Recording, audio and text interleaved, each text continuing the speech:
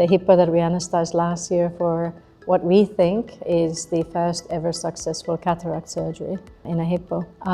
So essentially the procedure was performed in Dublin Zoo together with the Dublin Zoo vets. My role there was to oversee the anesthetic management and to support my anesthesia resident who was there to gain experience. Even though I have over 17 years of experience in veterinary anesthesia, I had never anesthetized a hippo. So in addition to the Dublin Zoo veterinary team and ourselves, we also had a visiting French zoo specialist who has experience with hippo anesthesia, and we also had a visiting veterinary ophthalmologist who did the surgery. So it was a really collaborative effort. We had a huge team around the animal. I think the main thing is that when you're anesthetizing a really large size mammal, many things can go wrong. And essentially, the larger the animal, the higher the risk.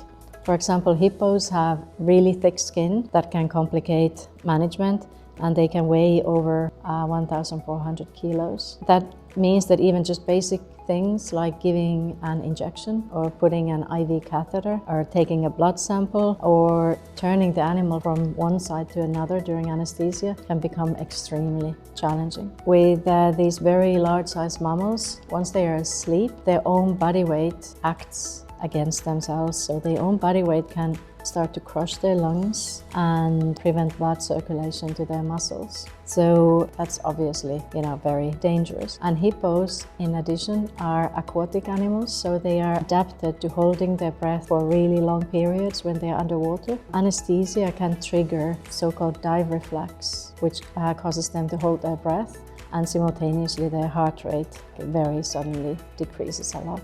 Our anesthetic plan focused on anticipating those risks and preventing them if possible. We gave the hippo supplemental oxygen, and we were prepared to take over its breathing with our large animal anesthesia equipment. And we also monitored its heart rate and supported its circulation with fluids.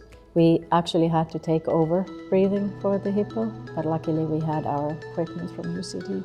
We also wanted to keep the animal pain-free and keep the surgical conditions as safe to the surgeon as possible, because hippos can be very dangerous. And after the procedure was over, we gave reversal drugs to speed up the recovery of the patient. I'd say our main concern during the procedure was the safety of the hippo and safety of the personnel. And it was obviously really good to see that the surgery went well, but I can never fully relax before the animal has fully recovered, because like I said earlier, recovery is the highest risk period in veterinary anesthesia. But once she recovered well, I was really happy to see how well she was doing, and she was actually visual immediately. I was really happy for the whole team, because for them it was really emotional. They know the hippo very well. I think that highlights what veterinary anesthesia is all about. It's all about careful planning, anticipating the complications, monitoring, very close monitoring of the patient,